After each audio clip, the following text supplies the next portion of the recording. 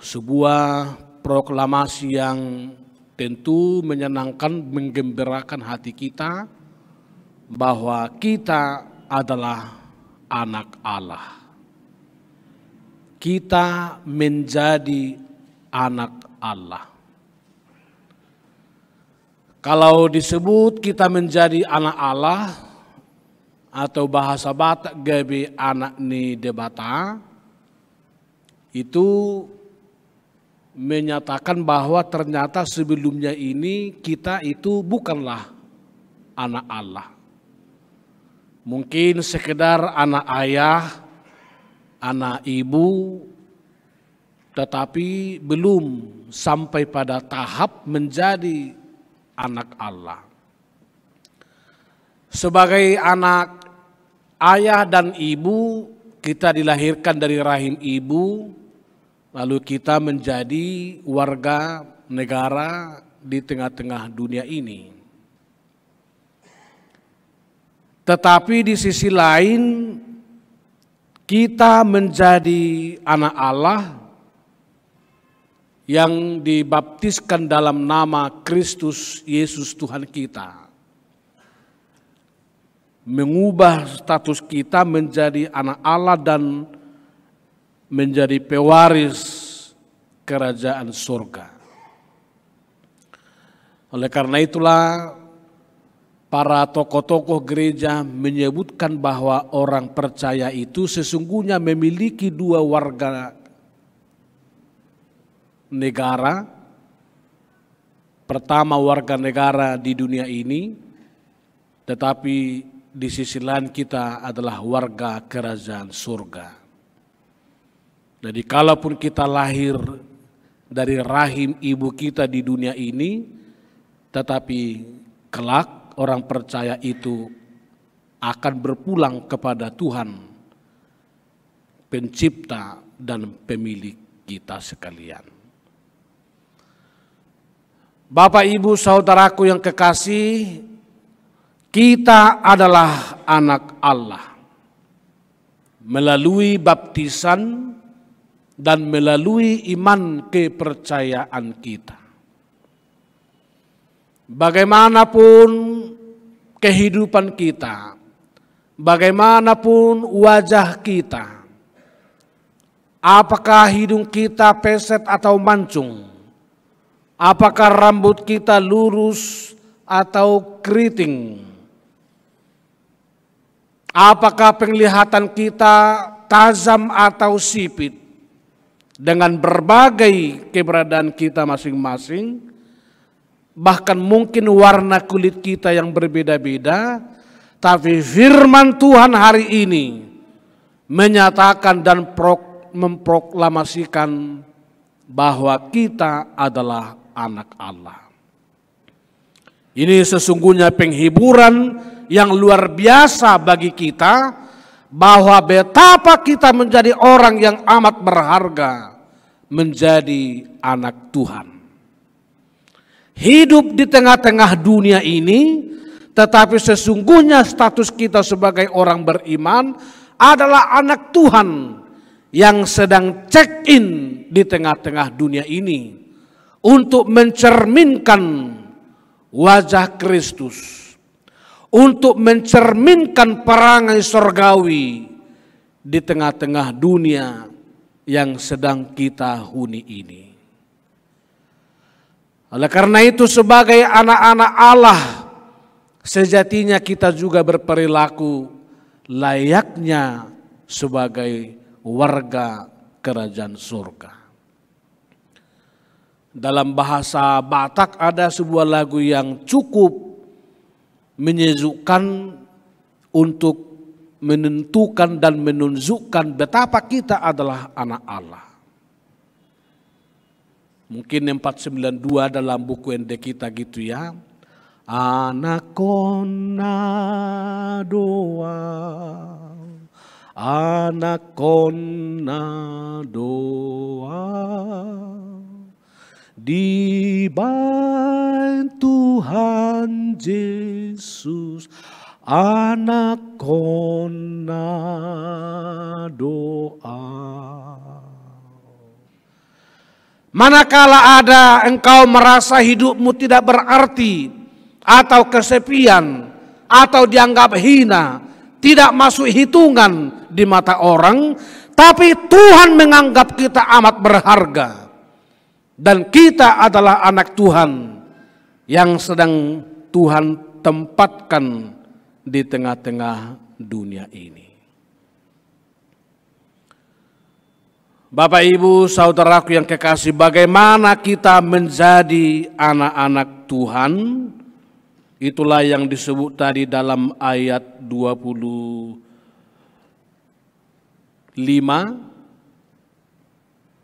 Sekarang iman itu telah datang, karena itu kita tidak berada lagi di bawah pengawasan penuntun. Dan dalam ayat 24 disebut penuntun itu adalah hukum Taurat. Dalam bahasa Batak mungkin Bapak Ibu opung kita lebih enak mengatakan terjemahan dari penuntun ini ialah si parorot. Atau dalam bahasa Yunani disebut pedagogos. Atau paropa yang lebih dipakai secara operasional. Seorang ibu akan memakai semacam kain ulos yang disebut dengan paropa untuk mengopa anaknya yang masih anak-anak. Tetapi kalau anaknya sudah dewasa, sudah matang, paropa ini tidak lagi dibutuhkan. Kecuali ada anak-anak yang masih sudah dewasa tapi berlaku sebagai anak-anak. Misalnya sudah gadis tetapi masih disendok-sendoki nasinya terus. Atau sudah anak-anak muda tapi mengambek terus, meraung-raung terus, mandi pun tidak mampu sendiri dan lain-lain. Tapi kalau mereka sudah dewasa, paropa atau si parorot ini tidak lagi penting. Karena anak yang bersangkutan telah menjadi dewasa. Kurang lebih Paulus memahami seperti itulah hukum Taurat ini. Menuntun kita kepada Kristus tetapi tidak pernah membawa keselamatan bagi kita. Oleh karena itu kita melakukan hukum Taurat bukan dalam rangka agar kita beroleh keselamatan dari Tuhan, tetapi sebaliknya karena Tuhan telah menyelamatkan hidup kita, maka kita hidup dengan hukum Taurat sebagai pertanda bahwa kita telah beroleh hidup baru. Kalau kita simak tadi ayat 29 disebut di situ, saudaraku, jika kalau kamu adalah milik Kristus, maka kamu juga adalah keturunan Abraham yang berhak menerima janji Allah. Sebab Abraham pun dibenarkan oleh iman. Dia bukan dibenarkan oleh karena hukum Taurat, tapi sungguh-sungguh oleh karena kepercayaannya di hadapan Tuhan. Bapak, Ibu, saudaraku yang kekasih, itu bukan berarti Taurat tidak penting. Tetapi jangan karena melakukan hukum Taurat kita tidak merasa memiliki keselamatan yang sejati daripada Tuhan. Misalkan orang-orang Yahudi yang bergabung dengan jemaat di Galatia sesuai dengan teks kita ini, sudah mereka Kristen dan diselamatkan oleh Yesus, tapi mereka masih sering mengatakan keselamatan itu berdasarkan hukum Taurat. Yang paling parah ialah siapa yang tidak disunat, mereka tidak memiliki jaminan keselamatan. Nah, ini yang sangat berbahaya, melakukan hukum-hukum sunat seolah-olah menjadi ukuran keselamatan bagi orang percaya. Bahkan terlalu banyak hukum-hukum Yahudi yang membuat manusia itu berkelas-kelas. Misalnya ada juga hukum cara makan. Tidak boleh mereka duduk bersama-sama makan kalau bukan orang Yahudi. Mereka menganggap Yahudi itulah umat yang sungguh-sungguh. Di luar itu seolah-olah kelas 2, kelas 3, inferior di hadapan bangsa Yahudi. Bukankah ini juga sering terjadi dalam sejarah? Misalnya dalam perjuangan kemerdekaan Amerika, khususnya orang-orang kulit hitam yang pada waktu itu Luther Junior mengkampanyekan bahwa tidak ada lagi bedanya kulit putih dengan kulit hitam. Sehingga mereka sama perjuangan apartheid ini. Di kalangan kita orang Batak bukankah juga kadang-kadang perempuan dianggap sebagai kelas 2, tidak boleh berbicara, kerjanya di dapur, bahkan kalau sekolah pun kuliah tidak usah sampai sarjana dan lain-lain. Tapi syukur karena firman Tuhan itu semakin berkembang. Tidak ada lagi mudah-mudahan warga jemaat kita merasa rugi menyekolahkan anak perempuannya jadi dokter, tapi toh ini nanti akan menikah bagi orang lain. Sebab dia bukan lagi menganggap dia menyekolahkannya itu untuk milik orang lain, tapi dia menyekolahkannya untuk mencerdaskan kehidupan keluarga, masyarakat, dan lain-lain. Ketika perang Nazi juga misalnya dipimpin oleh Adolf Hitler, mereka pernah mengungkapkan bahwa suku yang prioritas di bumi ini hanya suku Jerman. Di luar itu dianggap kelas 2 atau kelas 3. Dan kita pun merenung misalnya antara perang Rusia dengan Ukraina. Masih juga ada pemahaman gereja-gereja Ortodoks di Rusia yang menganggap orang Rusia itulah suku kelas 1, Ukraina tidak selevel dengan mereka. Sehingga mengakibatkan banyak perang, pembunuhan, perang terjadi di mana-mana oleh karena mungkin misunderstanding akan firman Tuhan yang belum menganggap manusia itu sama di hadapan Allah. Oleh karena itu bagi kita juga orang Batak, garis patriarkal ini tetap perlu disinari oleh firman Tuhan. Atau mungkin kalau ada yang memiliki garis matrilineal seperti suku-suku lain yang justru menganggap laki-laki itu underbow daripada perempuan, ini juga harus diperbaiki dengan sebaik-baiknya. Saudaraku, Taurat itu adalah pedagogos atau penuntun, tetapi tidak pernah membawa kita beroleh keselamatan. Bahasa Yunani ini pedagogos itu identik dengan seorang pembantu yang mengantarkan anak seorang majikan kepada gurunya untuk belajar. Sehingga kalau anaknya ini sudah tamat, maka fungsi pedagogos menjadi tidak diperlukan lagi.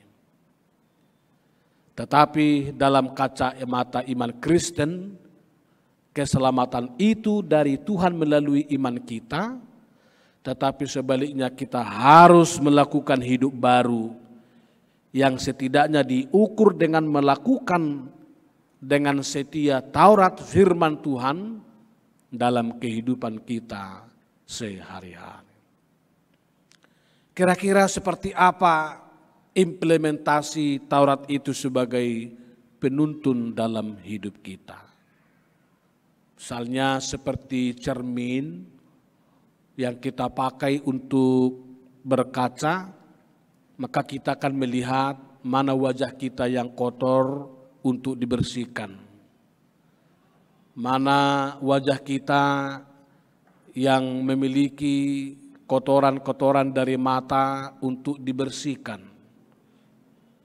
Mana kesalahan atau kejahatan yang dapat kita lihat melalui Taurat itu untuk kita lawan dan hindari. Tetapi mana perbuatan-perbuatan baik yang kita lihat untuk dilakukan. Oleh karena itulah dalam liturgi gereja kita juga Lutheran khususnya HKBP, Taurat itu diliturgikan mendahului pengakuan dosa. Jadi Taurat kita dengar dalam liturgi kita lebih awal dibandingkan dengan pengakuan dosa dan pengampunan dosa. Dengan maksud setelah kita mendengarkan Taurat itu, taulah kita melihat mana yang salah, mana yang benar. Dengan mendengarkan Taurat, kita mengetahui di mana letak kejahatan dan dosa kita. Dan karena itulah dalam liturgi selanjutnya setelah hukum Taurat adalah doa pengakuan dan pengampunan dosa-dosa kita. Bapak Ibu saudaraku yang kekasih, dalam ayat 29 bagian A disebutkan bahwa kita adalah milik Kristus. Sesudah kita dibaptiskan, sesudah kita beroleh iman percaya kita kepada Tuhan, sesungguhnya kita bukan lagi milik kita. Tetapi kita adalah milik Tuhan, milik Kristus. Tentu hidup kita disepadankan sesuai dengan kehendak pemilik atas diri kita. Sejelek-jeleknya tubuh kita ini adalah milik Kristus yang harus dijaga, yang harus dirawat sehingga berkenan dengan kehendak Tuhan. Dalam buku Ende lagi-lagi kalau kita masih ingat waktu kita di CD di gereja, satu lagu yang harus kita nyanyikan saat kita menyaksikan iman percaya dengan janji CD ialah Dangau Napunaau. Hulehon dirikon. Dangau Napunaau.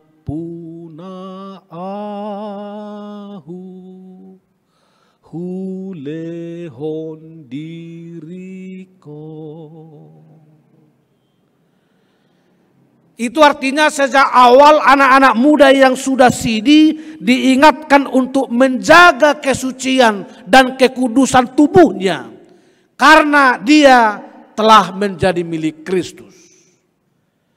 Dia tidak lagi berkuasa mengatur sekehendak dirinya terhadap tubuhnya, terhadap dirinya, terhadap kehendaknya. Karena Kristus itu adalah pemilik, the owner akan segenap hidup kita. Namun Bapak Ibu, kalau kita telah menjadi anak Allah, tentu Tuhan tidak sekedar ingin agar kita mensyukuri status sebagai anak Allah. Tetapi yang terpenting ialah menunjukkan tanggung jawab sebagai anak Allah. Misalkan kalau di rumah ada anak ayah dan anak mami, orang tua bangga bahkan buat dalam statusnya di medsos, anaknya yang dia sukai, inilah jagoanku. Artinya orang tua sangat senang, sangat bangga memiliki anak sesuai dengan kebanggaan dari orang tua.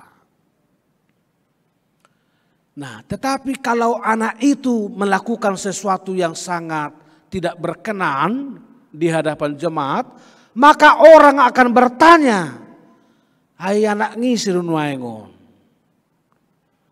Beharo pertubunyo tu portibion gitu. Nah salah lahir dohulaingon. Atau sedang mabukkah ayah dan ibunya waktu mereka menikah sehingga anak ini berperilaku yang tidak baik seperti ini? Itu kalau anaknya menjadi tercela dalam kehidupannya. Tapi coba kalau anaknya baik, anaknya hebat, anaknya cemerlang, orang akan berkata, luar biasa, siapakah mamanya yang paling berbahagia yang melahirkan anak ini? Siapakah ayahnya yang paling diberkati oleh Tuhan sehingga memiliki anak sebaik ini, sepintar ini, sebijaksana ini, dan lain-lain. Artinya perilaku anak yang baik itu mencerminkan orang tuanya, hidupnya, ayahnya dan ibunya di tengah-tengah hidupnya sehari-hari. Kalau di kampung-kampung kami, kalau sudah ada anaknya yang 1 sarjana, 2 sarjana, orang semuanya akan cerita. Bahwa puang tuanai amat tersiadonang, sudi anak konna sarjana, ia tiru hamumai. Mersiazar hamu tu keluarganya halahan, sudi anak konna denggan-denggan. Bahkan kadang-kadang juga ada kriteria yang kurang mendidik. Tapi ini di kampung kami, kalau semua orang anak-anaknya sudah besar-besar, perutnya buncit-buncit, maka itu adalah tanda orang sejahtera. Bapak hebatnya anak Indonesia dunangan, sudah kanamora, sudah sejahtera, sudah pejabat. Kenapa mak? Ya lihat perut mereka semua buncit-buncit. Akasibal kebutuhan nama puang anak konna ini. Karena walaupun memang kita tidak lagi sekarang melihat itu sebagai alat ukur, tapi masih banyak persepsi setidaknya pada saat itu kesejahteraan itu diukur dengan salah satu tubuh. Apakah mereka sejahtera atau tidak. Coba kalau anaknya kurus kerempeng. Ada semangat dohoro amat di pangaratoan. Nahulan nama nakko dohoro ulan nyon. Ahapi dia langoh setong holan na marniang.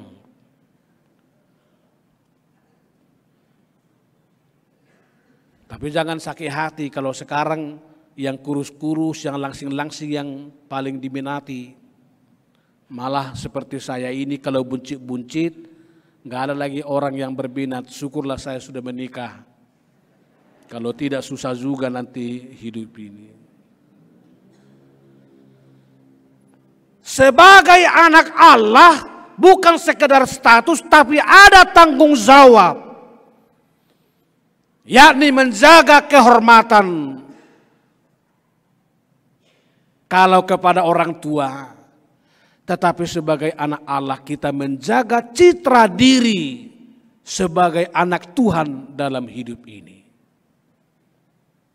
Itu sebabnya, tapi ini lagi di kampung kami, kalau ibu-ibu berpakaian mantap, kebayanya dasip, walaupun tidak mahal-mahal tetapi rapi, orang akan mengatakan ibu ini pasti para hari Kamis. Orang juga jadi hormat ke mereka. Mereka tahu dari caranya berpakaian misalnya bahwa mereka adalah punguan ina parede. Bukan berarti harus seperti itu, tetapi mencerminkan perilaku sebagai anak-anak Tuhan melalui perangai, melalui kehidupan di tengah-tengah hidup kita sehari-hari. Sebagai anak Tuhan kita memiliki tanggung jawab mematikan perbuatan daging. Atau kalau bahasa sekarang berani mendelete atau memblokir perbuatan-perbuatan daging. Coba lihat HP-mu masing-masing. Apakah ada di situ kiriman banyak-banyak gambar-gambar yang mungkin kita tidak suka?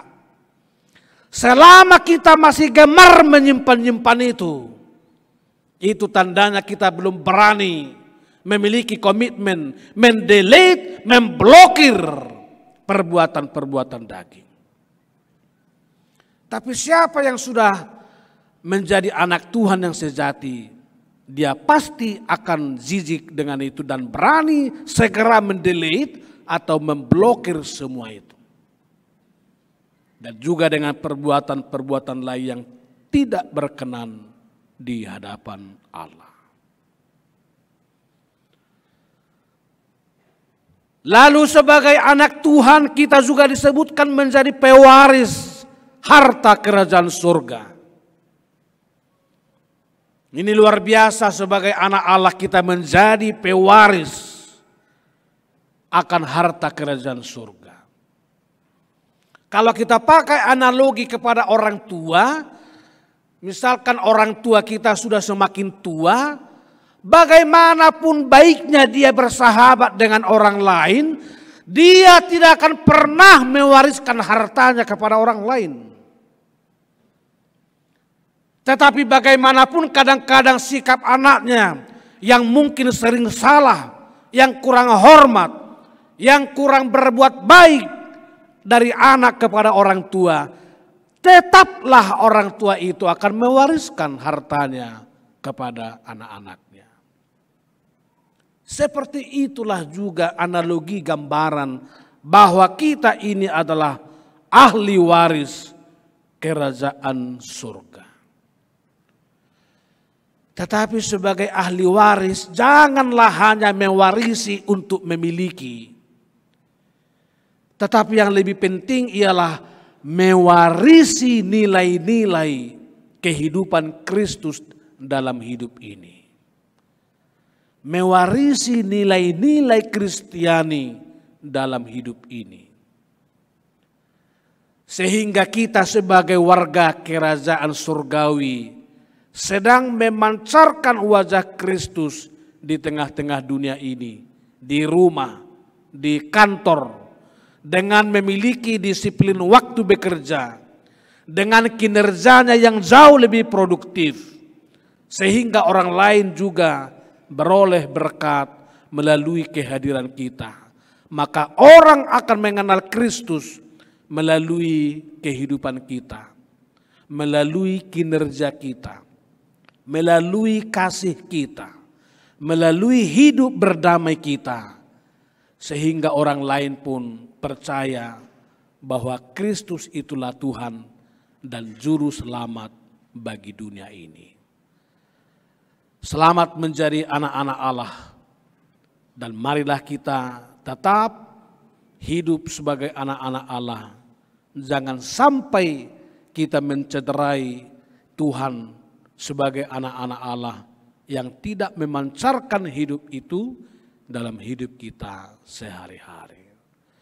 Sebagai anak Allah, apapun yang pergumulkan sehari-hari, atau mungkin engkau merasa hina atau tidak berarti, dipandang sebelah mata, dianggap tidak berguna, tidak memiliki pekerjaan, jangan pernah kecil hati. Jelek-jelek begini, tampan-tampan begini, cantik begini, kurang cantik begitu, kita semua adalah anak-anak Allah. Semoga Tuhan memberkati saudara-saudara sekalian. Amin.